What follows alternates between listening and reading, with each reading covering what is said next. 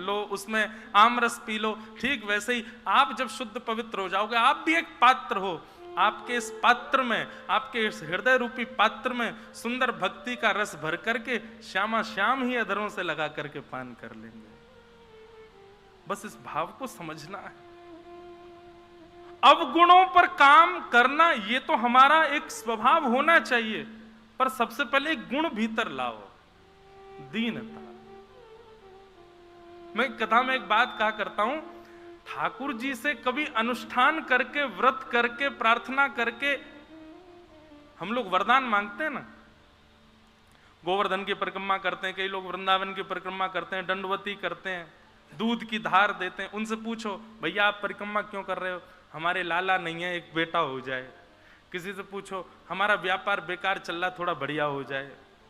ऐसा क्यों कर रहे हो? संतों का भोजन क्यों करवा रहे हो? बोले बस हमारा एक काम था, वो बन गया, अब उसके लिए संत भोज करा। आदि आदि ऐसी बातें सुनने को मिलती हैं।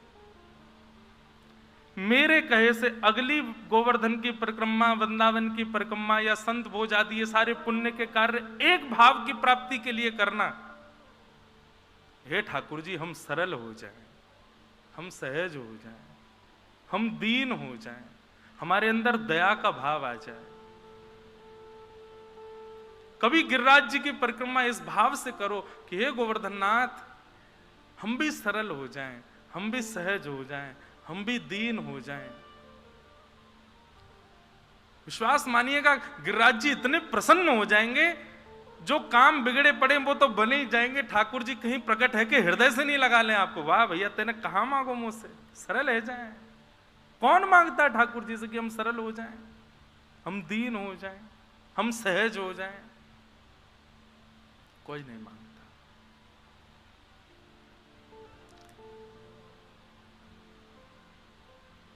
ठाकुर जी से मांगना क्या चाहिए?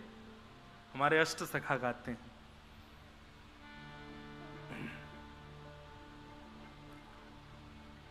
यह मांगू गोपी जन वल्लभ, मानुष जन्म और हरि सेवा, ब्रज वसिवो दीजो मोह सुलभ।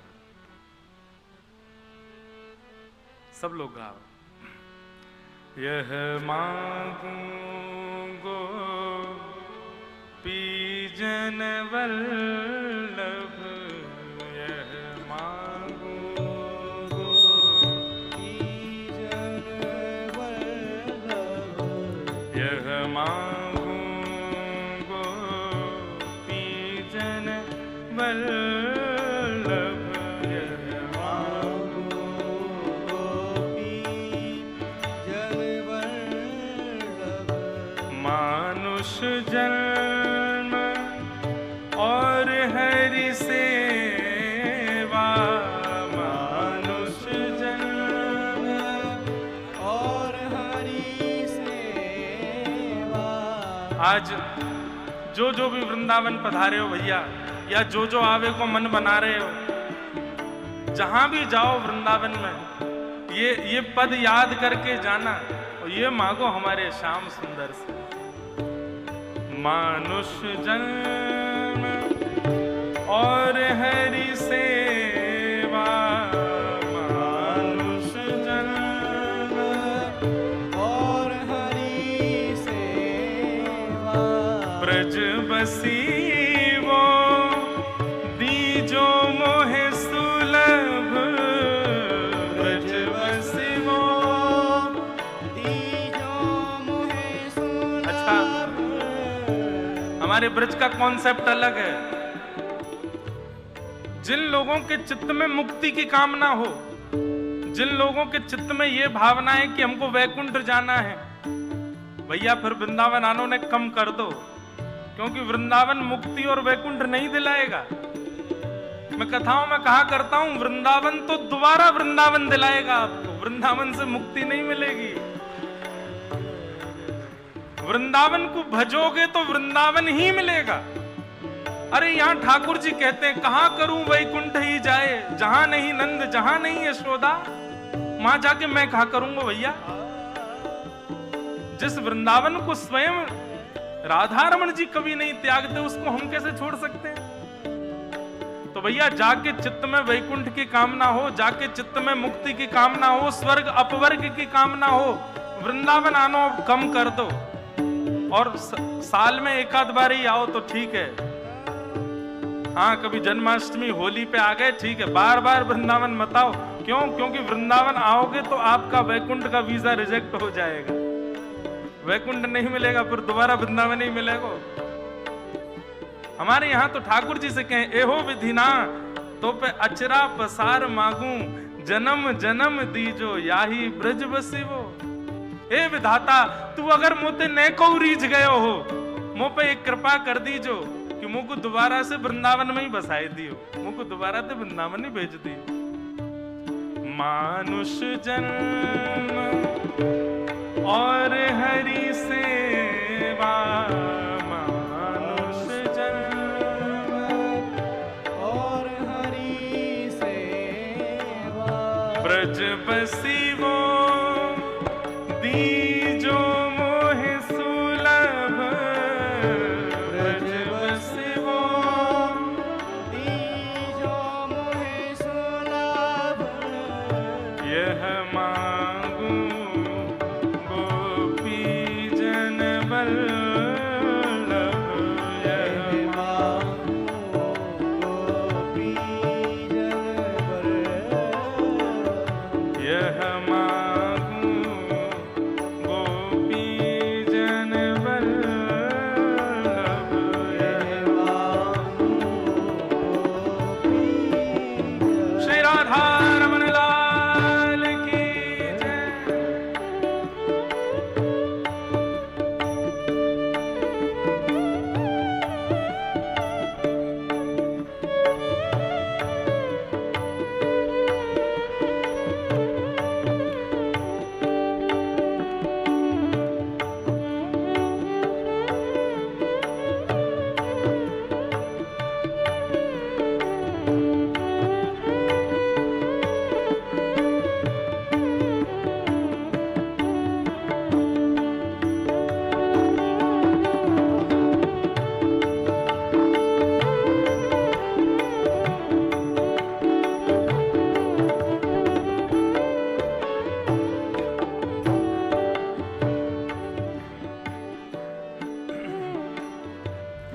नित प्रति उठ यमुना जल नहाऊं, नित प्रति उठ यमुना जल नहाऊं, नित प्रति उठ यमुना जल नहाऊं, नित प्रति उठ यमुना जल नहाऊं, ब्रजवासिन को दास कहाऊं, ब्रजवासिन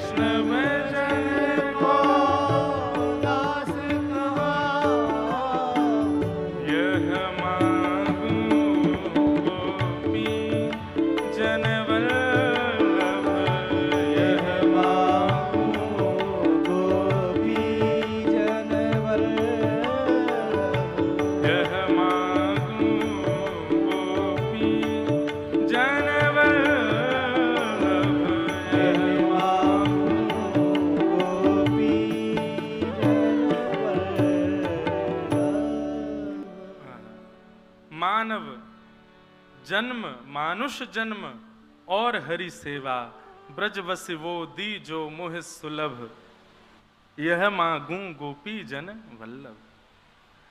कई पद बंधुओं ऐसे हैं वैसे तो रसिक जनों के, रसिकाचार्यों के जितने पद गाए जाएं कथा में सब नित्य गायन में लिया हो, लेकिन बहुत सारे पद हैं, कितने गाओगे? इसलिए हम एक दो पदों पर अंकित कर दिया करेंगे कि ये पद आप याद कर लो, इसको नित्य गाना प्रारंभ करो। उनमें से एक पद ये भी है, या तो सुबह के सत्र में या रात्रि सोते समय या जब जब वृंदावन आओ ठाकुर जी के सामने, एक पद तो कोई लीला का गाओ और एक पद ठाकुर जी से विनय करो। और विनय के पद में इस पद को लीजिए, यह मांगू गोपी जन वल्लभ, मानुष जन्म और हरि सेवा, ब्रज वसिवो दी जो मोह सुलभ। नित पत उठ यमुना जल नहाऊं, ब्रजवासिन को दास कहाऊं, वल्लभ कुल को हूं चेरो, हरिदासिन को हूं चेरो, हरिवंशीन को हूं चेरो, रामानुजन को हूं चेरो, जाकुल में है सके ठाकुर जी मुंह को दीक्षित कराए दो, वैष्णव जन को सखा कहाऊं, दास कहाऊं, यह मांगू गोपी जन वल्लभ। तो विषय हम क्यों सुना रहे थे? ठाकुर जी चैतन्य कैसे होंगे? हमने जब बाजार से खरीद के लाए तब वो जड़ थे। एक तो ये कॉन्सेप्ट भी भूल जाओ कि आप खरीद के ले जाते हो ठाकुर जी को। मुझसे कोई कह दे कि महाराज जी हम कल ही ठाकुर जी खरीद के लाए हैं, वाह, ब्रह्मा नहीं खरीद सकता उनको, शंकर जी नहीं खरीद सकते, पूरा ब्रह्मांड बिक जाए तो नहीं खरीद, तुम खरीद लाए ठाकुर जी को? कई लोग कहते महाराज जी जयपुर में हम लोग बनवा रहे हैं ठाकुर जी, मार्वल के ठाकुर जी। कैसे कह सकते हो आप ये बात? कोई कहे सस्तो, कोई कहे महंगो, पर ये मोल से नहीं आते हैं, ये तो आवत प्रेम के मोल रे, मैंने लियो रे गोविंदा। वास्तव में ठाकुर जी आपका चयन करते हैं, आप ठाकुर जी का चयन नहीं करते। दुकान में बैठ करके ये छोटे हैं, ये मोटे हैं, ये पतले हैं, ये गोरे हैं, ये कारे हैं, ये सुंदर हैं, ये ज्यादा सुंदर हैं, ये इस प्रकार से गोपाल जियों में जो ये भेद है ये आप नहीं करते हैं, बल्कि ठाकुर जी विचार करते हैं। जो कंजूस है आगे संग में ना जाऊंगा, सो ये आपके मन में आता है, ये वाले नहीं दूसरे दिखाओ। तब पीछे खिड़की में बैठे एक ठाकुर जी कहे हाँ याकू मैं झेल लूंगा, मुझे दे दो। वो जैसे ही आता हाँ ये बढ़िया है, इनको दे दो। आप नहीं चुनते हैं, ठाकुर जी चुनते हैं आपको। इसीलिए अनुभव करना कभी आप घर घर में, हम तो घर घर जाते हैं, ठाकुर जी देख के हमको पता चल जाता है कि ये अर्चक जो है ये कंजूस है, कि ये लोभी है, कि ये क्रोधी है, कैसा। ठाकुर जी की सेवा से ही पता चल जाती है। क्यों? ठाकुर जी उसके अनुरूप आए हैं उसके पास।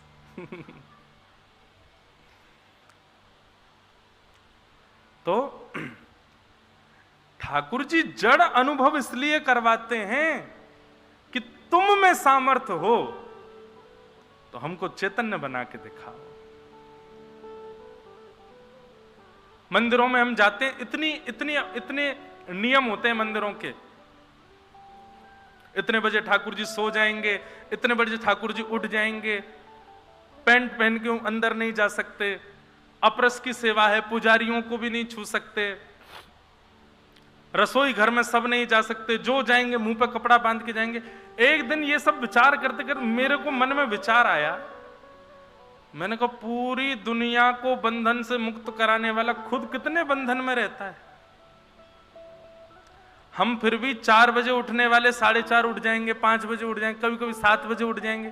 पर ठाकुर, कभी सुना राधारमण लाल जी की 5:30 मंगला आरती होती है, आज 8 बजे हुई ना।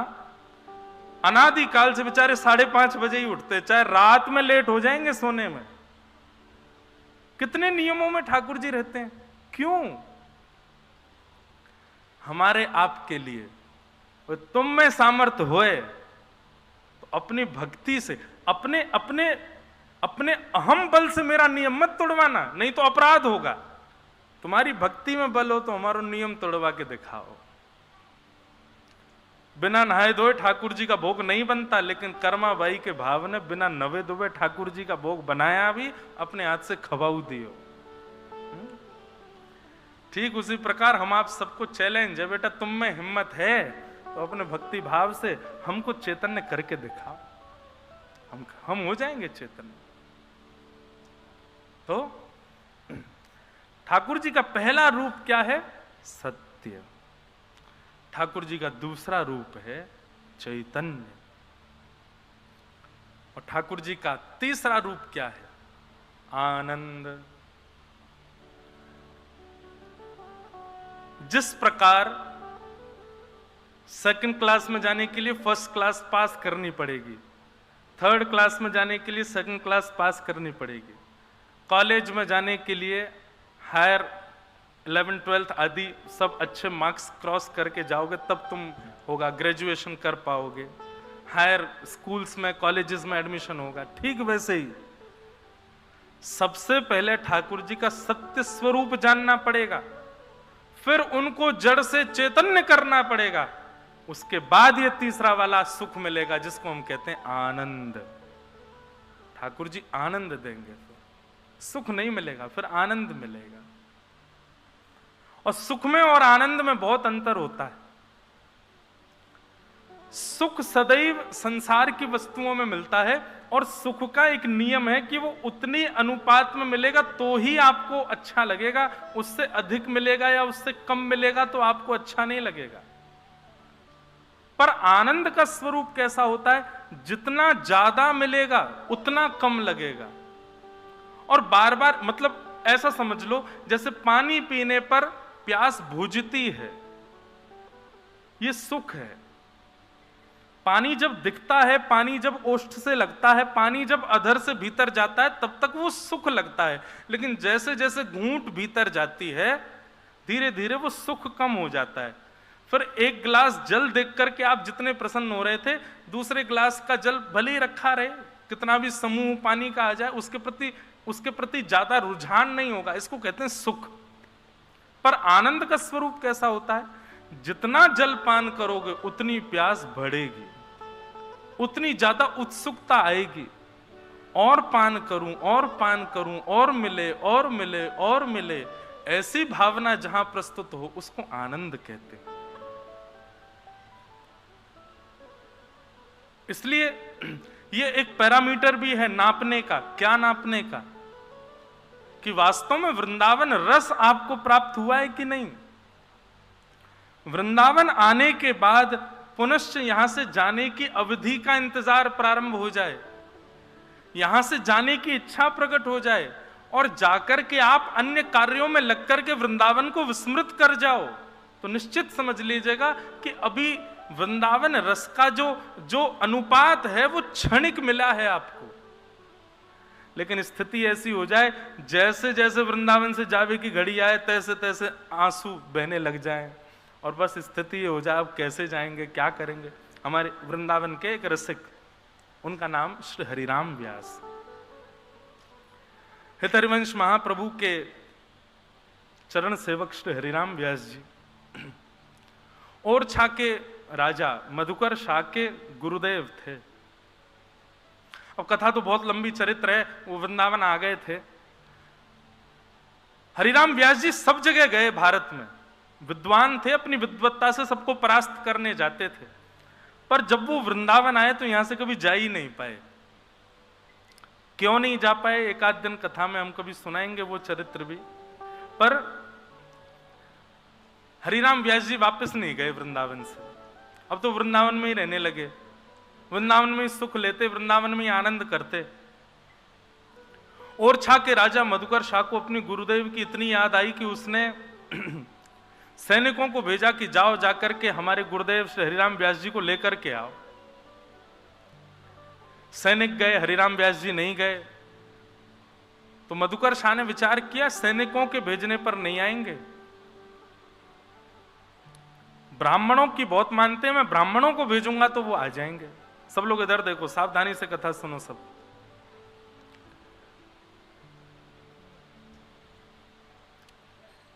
ब्राह्मण गए। ब्राह्मण आए, ब्राह्मणों का खूब सत्कार किया हरिराम व्यास जी ने, अपने आसपास बिठाया। ब्राह्मणों ने निवेदन किया, बोले व्यास जी चलो वृंदावन से चलो। जैसे कोई वृंदावन से जाने की बात करता ना, तो हरिराम व्यास जी ये सोचते आज मुझसे अपराध क्या हुआ जो मुझसे किसी ने वृंदावन त्यागने की बात करी है। सोचो, स्थिति विचार करो हरिराम व्यास जी की। अच्छा, अगर कई लोगों के चित्त में यह भाव आ रही हो कि भाई ये व्यास जी कहीं ना कहीं ठाकुर जी से ज्यादा वृंदावन यश की महिमा गा रहे हैं, तो आप लोगों के मन में यह भेद आना एक दुर्भाग्यपूर्ण है कि आप वृंदावन को ठाकुर जी से विलग मानते हो। ये बात आप निश्चित मान लीजिए कि वृंदावन साक्षात श्यामा श्याम का मिलित स्वरूप ही है, ये कोई अलग नहीं है। इसलिए वृंदावन यश मैं गा रहा हूं, क्यों? क्योंकि वृंदावन श्यामा श्याम का रस बाहर गाया जाएगा, यहां तो वृंदावन का यश ही गाया जाए। उसी से किशोरी जी को सुख मिलता है, उसी से ठाकुर जी को सुख मिलता है। ऐसा समझो, श्री जी को सुख देने के लिए जहां जहां श्री जी विचरण करती हैं वहां वहां वृंदावन नहीं है, वो वृंदावन का रूप स्वयं श्री कृष्ण ही है। किशोरी जी चरण रखेंगी तो वहां की रज भी श्री कृष्ण है। किशोरी जी से छांव के नीचे बैठेंगी वो वृक्ष भी श्री कृष्ण है।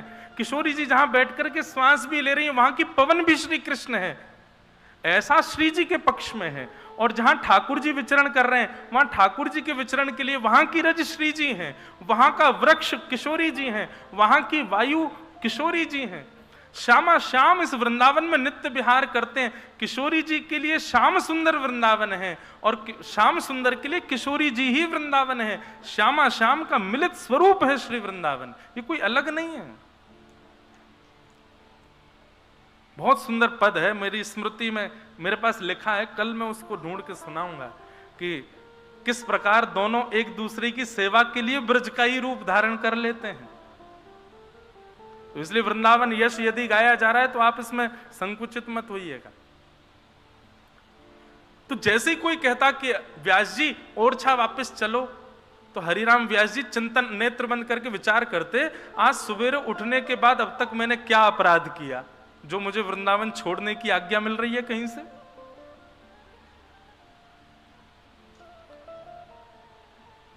दुनिया भर की बातें हरिराम व्यास जी से कर लो तब तक कोई दिक्कत नहीं, लेकिन जरा सा कोई कह देता कि ओरछा के राजा मधुकर शाह जी आपको बहुत याद करते हैं, आप ओरछा कब जाओगे? हरिराम व्यास जी के नेत्रों से आंसू आ जाते। हे श्याम सुंदर, हे श्री जी, मैंने क्या अपराध कर दिया जो मुझे वृंदावन त्यागने की कहीं से बात सुनने को मिल रही है? ऐसी स्थिति हो जाती। निकल पड़ते वृंदावन की परिक्रमा में, और परिक्रमा में जो मिलता सबसे क्षमा मांगते, मुझे क्षमा कर दो, मुझसे कोई अपराध हो गया है जो मुझे वृंदावन त्यागने की आज्ञा हो रही है। ऐसी स्थिति थी श्री हरिराम व्यास जी की। हम लोगों की स्थिति कैसी? हम आपकी नहीं, अपने आप को भी उसी में रखते हैं। हमको कोई जरा सा कोई लोभ दे दे, दिल्ली में ऐसा ऐसा होना है, बंबई में ऐसा ऐसा कुछ है, कोई समायोजन है, कोई कार्यक्रम है, आपको उसमें पुरस्कार मिलेगा, इतना धन मिलेगा, आदि आदि, हम तुरंत व्यवस्था करते हैं, निकल जाते हैं। हरिराम व्यास जी ऐसी स्थिति में आ गए। एक दिन ब्राह्मणों ने जाकर के श्री हितरवंश महाप्रभु से प्रार्थना की, व्यास जी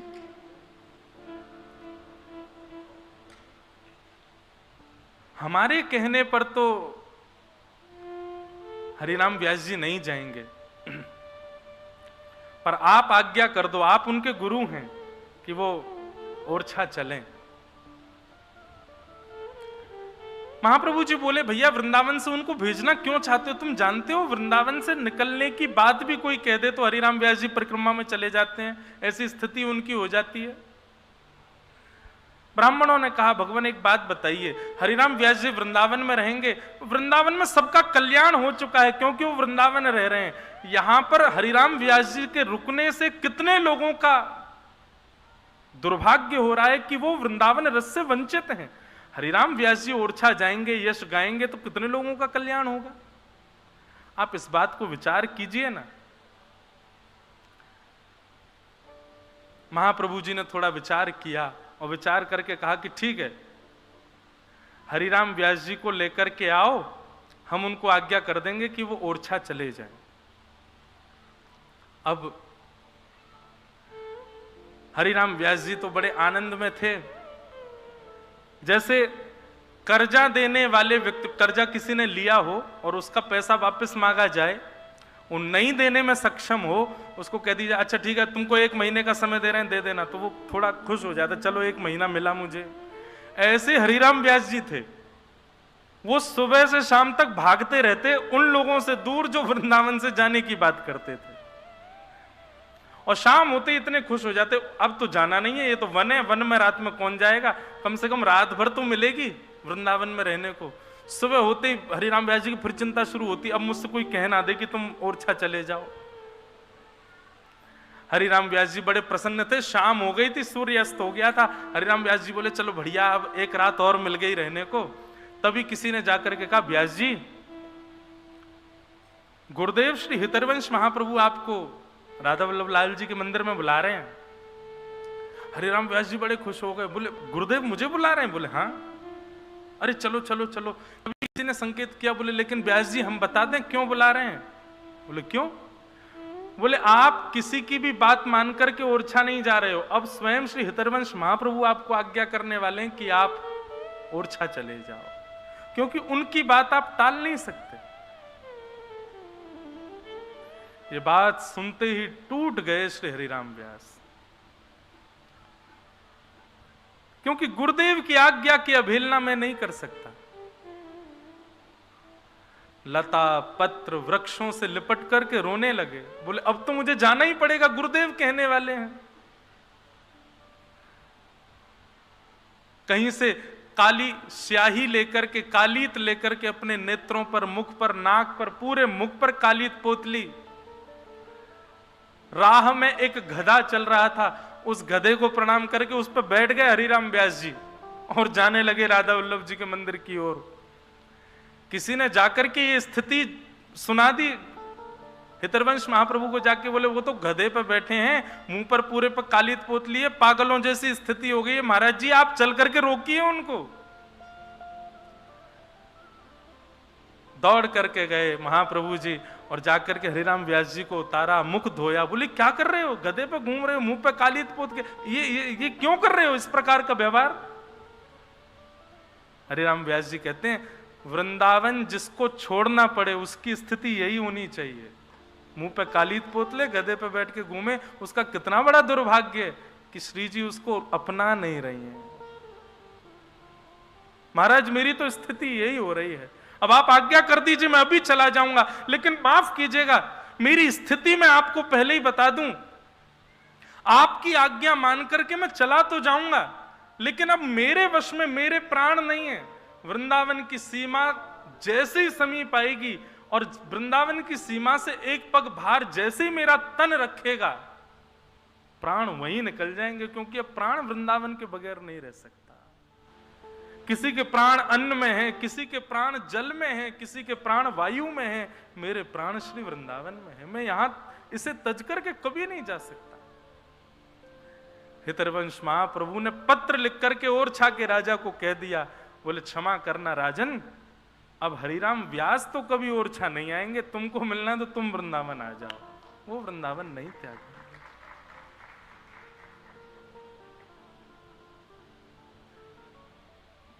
हमको तो सब पक्ष देखना पड़ता है। अब इस पक्ष का यदि मैं भाव व्यासपीठ से रखता हूं तो कहीं ना कहीं यहां बैठे कई लोग ऐसे हैं जो जिनका जाना अनिवार्य है वृंदावन से, वो क्या करें? देखो भैया वैसे तो वृंदावन छूटना ही नहीं चाहिए, लेकिन हाँ मन को सांत्वना मिल जाए उसके लिए इतना है कि तन से भले ही वृंदावन छूट जाए पर मन से कभी स्मृति से वृंदावन ना जाए, नित्य प्रति वृंदावन का स्मरण बना रहे, वृंदावन चित्त में बना रहे, उठते बैठते सोते खाते पीते हंसते बैठ हर स्थिति में वृंदावन का स्मरण बना रहे, ऐसा वृंदावन। भाग्य बड़ो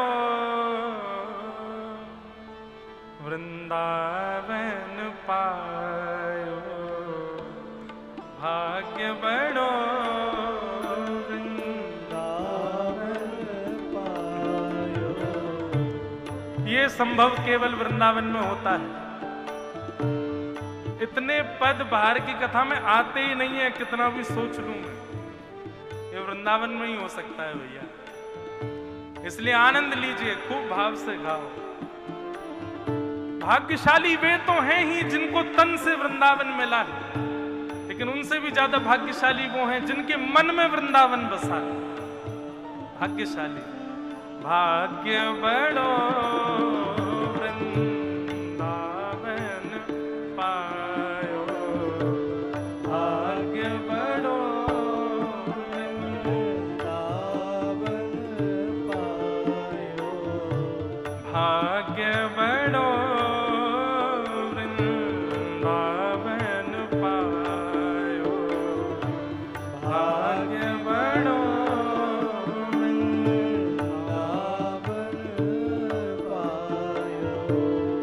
भाग्य बड़ो वृंदावन पायो, भाग्य बड़ो वृंदावन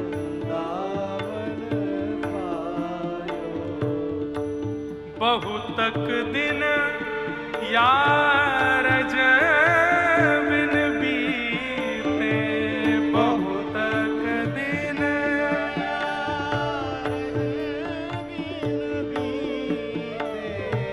बहुतक दिन यार जबिन बीते, बहुतक सब लोग गाना। जन्म जन्म डहकायो,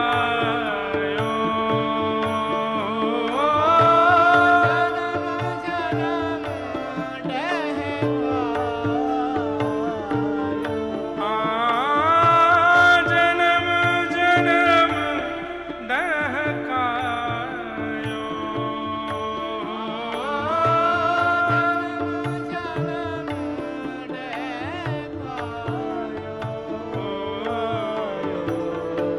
भाग्य बड़ो वृंदावन पायो, भाग्य बड़ो वृंदावन पायो, भाग्य बड़ो वृंदावन पायो, भाग्य बड़ो वृंदावन पायो। सूरज अब कृपा कर दीनी, सूरज अब कृपा कर दीनी, सूरज अब कृपा कर दीनी, सूरज अब कृपा कर दीनी। अभय निशान बजायो, ओ अभय निशान बजायो, भाग्य बड़ो वृंदावन पायो, भाग्य बड़ो वृंदावन पायो। कैसा है वृंदावन? वृंदावन का स्वरूप कैसा है? श्यामा श्याम जो विहरत दो, श्यामा श्याम जो विहरत दो, सखी समाज मिलायो,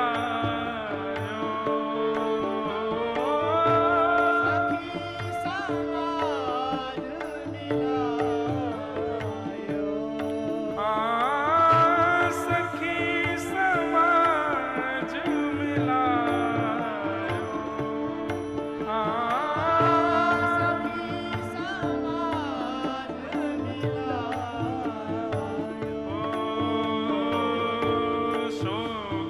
संताप करो मत को, शोक संताप करो मत को, दाव भलो बनियायो, दाव भलो बनियायो, भाग्य बड़ो वृंदावन पायो, भाग्य बड़ो वृंदावन पायो, भाग्य बड़ो वृंदावन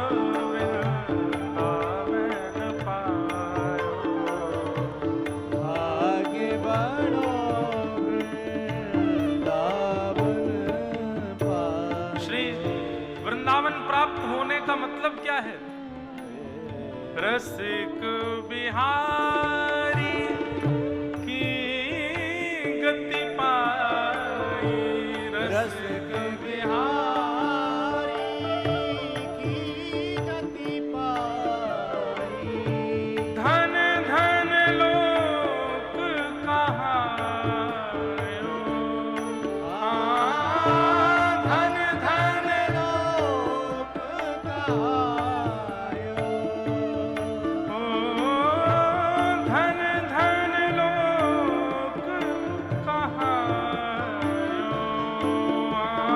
धन धन लोक कहायो, सखी रे भाग्य बड़ो वृंदावन पायो, भाग्य बड़ो वृंदावन पायो, श्री वृंदावन पायो, वृंदावन श्री वृंदावन पायो,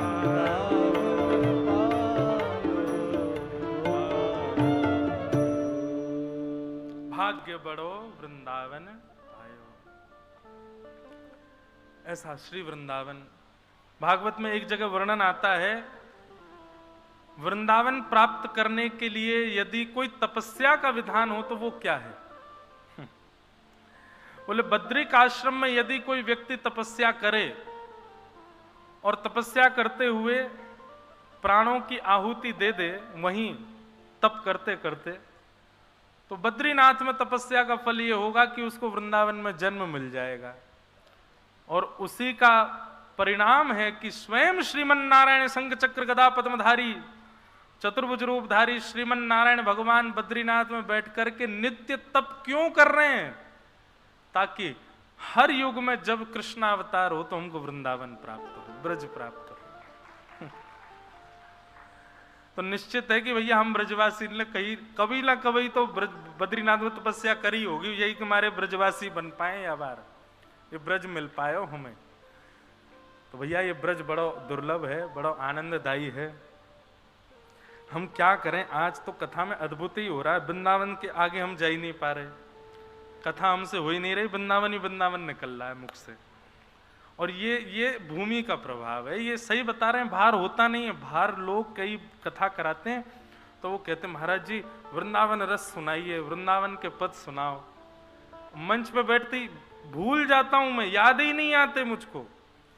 और ये बात है क्योंकि यहाँ के वातावरण में, यहाँ की वायु में, वायु थोड़ी है, बुरा मत मानियो, बाहर की जितनी वायु है वहां की वायु में साक्षात श्री हनुमान जी विराज रहे होंगे, पर वृंदावन की वायु में तो स्वयं श्यामा श्याम विराज रहे हैं, रसिक जन विराज रहे हैं, हमारे रसिक बिहारी विराज रहे हैं। वे आकर के वायु के रूप में स्पर्श करें तो वही निकलेगा जो यहाँ है। घड़ा में लोटा डाल करके निकालोगे तो वही निकलेगा जो भरो होगो, जल होगो तो जल निकलेगा, शरबत होगो तो शरबत, दूध होगो तो दूध, छाछ होगी तो छाछ। और वृंदावन में यदि आप हमारी मुख रूपी टोटी खोलोगे तो यहाँ तो यही निकलेगा जो है। चलो फिर से कथा में चले हैं। सच्चिदानंद रूपाय विश्वोत्पत्त्यादि हेतवे तापत्रय विनाशाय श्री कृष्णाय वयम नमः। भगवान के 3 रूप हैं, सच्चिदानंद रूपाय। वृंदावन के भी 3 रूप हैं। वृंदावन भी सत्य है। सत्य क्यों है? क्योंकि कभी वृंदावन का प्रलय नहीं होता। बंधुओं, पृथ्वी से लेकर के कहां तक कहें, रसातल से लेकर के और ब्रह्मलोक तक सबका प्रलय होता है। अच्छा, प्रलय होता किसका? प्रलय उसका होता है जो ब्रह्मा ने बनाया है, जो ब्रह्मा के द्वारा निर्मित है। तो पाताल से लेकर के, रसातल से लेकर के और ब्रह्मलोक तक सब ब्रह्मा ने बनाया है। लेकिन वृंदावन ब्रह्मा की कृति नहीं है। श्रीधाम वृंदावन को तो स्वयं श्री जी ने बनाया है। श्री राधा करा वरिचित पल्लव बल्लरी के, स्वयं श्री किशोरी जी ने अपने हाथों से निर्माण किया है श्रीधाम वृंदावन का। यहां ब्रह्मा की गति नहीं चलती है, ब्रह्मा की स्थिति नहीं चलती है।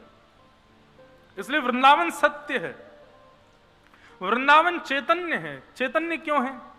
ना जा पाओ राधा रमण, ना जा पाओ राधा वल्लभ, ना जा पाओ वृंदावन बिहारी लाल। अरे हम ब्रजवासी हैं, इतनी भीड़ आती है मंदिरों में कि हम ब्रजवासी स्वयं नहीं जा पाते मंदिरों में। तो इसको मतलब कहा है, हम लोग दर्शनार्थी नहीं है, हम लोग भावुक नहीं है, हम लोगों को इच्छा नहीं होती दर्शन की। नहीं, वृंदावन में बैठे रहो, कछु मत करो, यहाँ की हवा लेती रहो, वही में ही सब आनंद है, वही में ही सब सुख है। क्योंकि साक्षात चैतन्य है, ये साक्षात चैतन्य स्वरूप है।